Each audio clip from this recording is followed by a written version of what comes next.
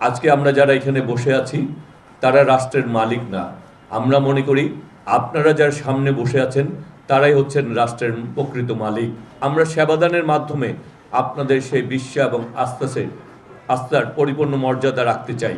আপনাদের ভোটের মাধ্যমেই গণপ্রজাতন্ত্রী বাংলাদেশ সরকারের মাননীয় প্রধানমন্ত্রী নির্বাচিত হয়েছেন।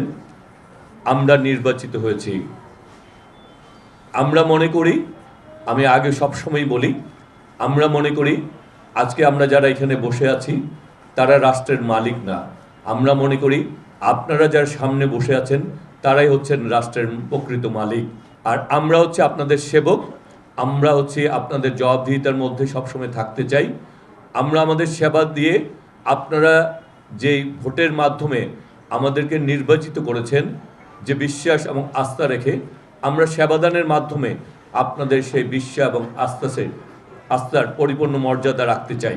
বর্তমান সরকারের মাননীয় প্রধানমন্ত্রী জনাব তারেক রহমান, যিনি আজকে সারা বাংলাদেশকে একটি গণতান্ত্রিক, একটি স্থিতিশীল এবং একটি উন্নয়নের বাংলাদেশ গড়ার জন্য যিনি অক্লান্ত পরিশ্রম করে চলছেন।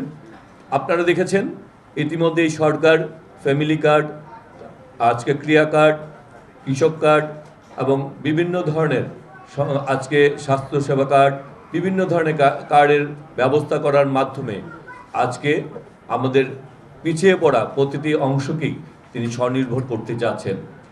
আমরা আজকে ক্ষমতায় এসেছি মাত্র 3 মাস হয়েছে, বাট ইতিমধ্যে আমাদের সরকার বিভিন্ন ধরনের উদ্যোগ গ্রহণ করছেন এবং সেই উদ্যোগকে বাস্তবায়ন করছেন।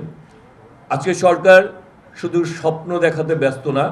আমাদের মাননীয় প্রধানমন্ত্রী বলেছেন উই হ্যাভ এ প্ল্যান। আমরা আসলে পরিকল্পনার ভিত্তিতেই আমরা এগিয়ে যেতে চাই। আমরা পরিকল্পনা বাস্তবায়ন করতে চাই। আমরা সেই স্বপ্ন দেখতে চাই যেই স্বপ্ন আমরা বাস্তবায়ন করতে পারবো, এবং সেই স্বপ্নকেই আমরা চাই আগামীর বাংলাদেশ গড়তে।